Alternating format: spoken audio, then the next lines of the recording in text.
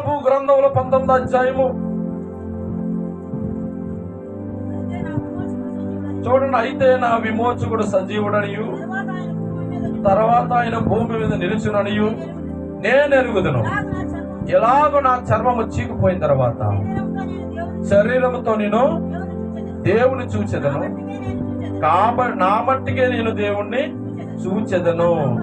ఎవరో కాదు, నేను కన్నులారా ఆయనను చూసేదాన్ని. చూడండి, యోబు పునరుత్థానం గురించి కూడా ఒక బలమైన విశ్వాసాన్ని కలిగి ఉన్నాడు. హల్లెలూయా. ప్రస్తుతానికి ఆయన పరిస్థితి చాలా భయంకరంగా ఉంది, చాలా వేదనలు. శరీరముతో ఒక పక్కనే భయంకరమైనటువంటి వేదన పడుతూ ఉన్నాడు, ఓ పక్కన స్నేహితులతో అన్ని విధాలుగా హింసించబడుతున్నాడు. కానీ అయ్యా, అవి ఏమీ కూడా దేవుడు ప్రేమ నుంచి దూరపరచలేకపోతున్నాయి. ఎందుకని?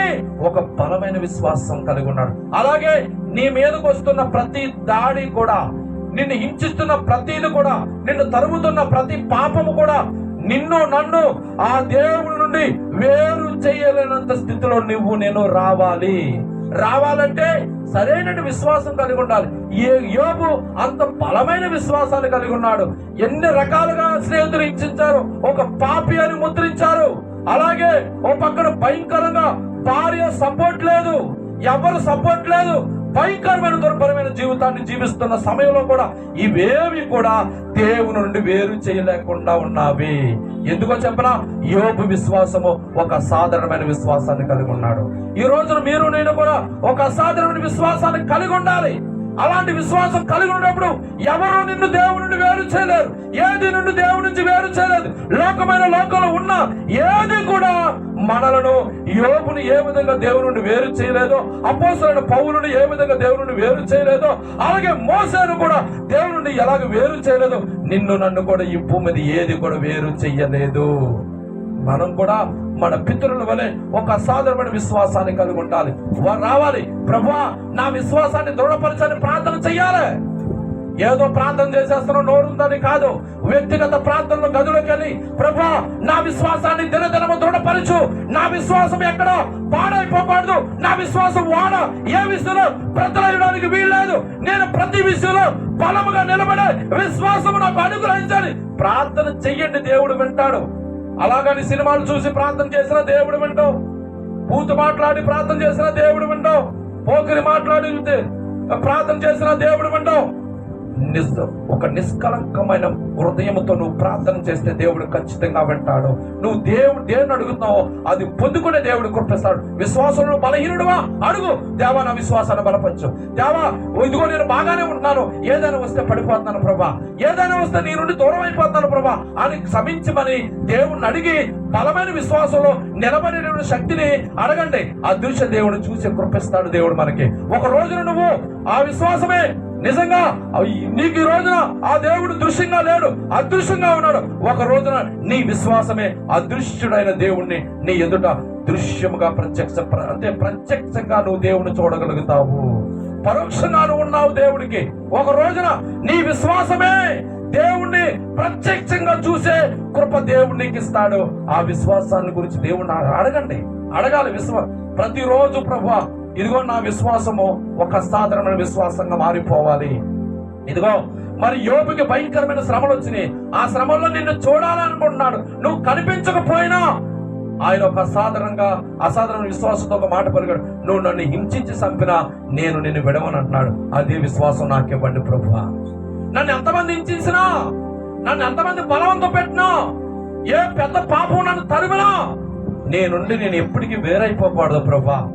ప్రతి క్షణం కూడా నేను నిలబడే శక్తిని నాకు ఇవ్వండి ప్రభా అని ప్రార్థన చెయ్యండి. ప్రతిరోజు అడగండి. విశ్వాస విషయంలో మనం అందరూ కూడా బలహీనులు కాక బలవంతుల్లో ఉండడానికి దేవుడు కృప చూపిస్తాడు. చెప్తా ఉన్నాను, ఒక్క విశ్వాసము ద్వారానే నువ్వు దేవుణ్ణి చూడగలవు. అది మామూలు విశ్వాసం కాదు, ఒక అసాధారణమైన విశ్వాసం. మోషే ఒక అసాధారణమైన విశ్వాసంతో అదృశ్య దేవుణ్ణి చూడగలిగాడు. అలాగే ఇంకా చాలా మంది, యోబు కూడా చివరిగా దేవుడు యోబుతో మాట్లాడాడు.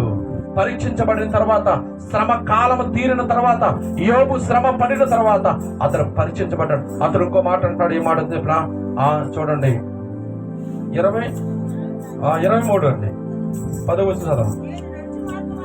చూడండి, నేను నడుసు మార్గం ఆయనకి తెలియను. నన్ను శోధించిన తర్వాత నేను సువర్ణ వలె కనబడుదును. చూడండి, నా పాదములు ఆయన అడుగు జాడలు విడువక నడిచినవి. నేను అటు ఇటు తొలగక ఆయన మార్గమునే సంచరిస్తున్నాను అంటున్నాడు. హల్లెలూయా. చూడండి, నేను నడుచు మార్గం నా దేవుడికి తెలుసు. ఆయన మార్గం ఏంటి? యథార్థమైన మార్గంలో నడుస్తున్నాడు. ఒక సాధారణ అంత శ్రమలో కూడా భయంకరమైన ఇబ్బందులు, భయంకర శ్రమల కొలిమిలో అగ్ని వంటి శ్రమల్లో కాలిపోతున్నా సరే ఒక సాధారణ విశ్వాసంతో పట్టి కూర్చున్నాడు. దేవుడు నాకు కావాలని. ఈ రోజు అలాంటి విశ్వాసం ఉందా నీకు? శ్రమతో దిగజారిపోతున్నావు, ఏదైనా వస్తే పడిపోతున్నావు. అలా ఎన్నిసార్లు పడిపోతావు అని ఎన్నిసార్లు ఎగుతావు. అంతమంది పడిపోతావు. అంతమంది పడిపోయినట్టు దేవుడు అవదీయుడు 2-3 సార్లు అవకాశం ఇస్తాడు. 3వసారి చేయి విడిచి పడతాడు. జాగ్రత్త. హల్లెలూయా. అంతమంది క్రైస్తవుడు పడిపోయే స్థితిలో ఉండకూడదు.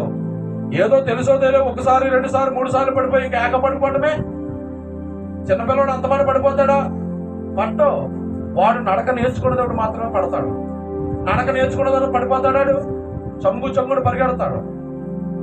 అలాగే మనం కూడా ఒకవేళ విశ్వాస జీవితంలో నువ్వు ప్రారంభ దశలో పడిపోతున్నావు అంటే దేవుడు అవధిస్తాడు.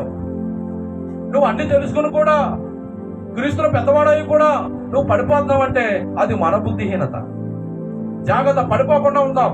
యోబు అంత ఒకవేళ మనకి శ్రమలేవు లేవు, మన క్రైస్తవ జీవితం సాఫీగా సాగుతుంది.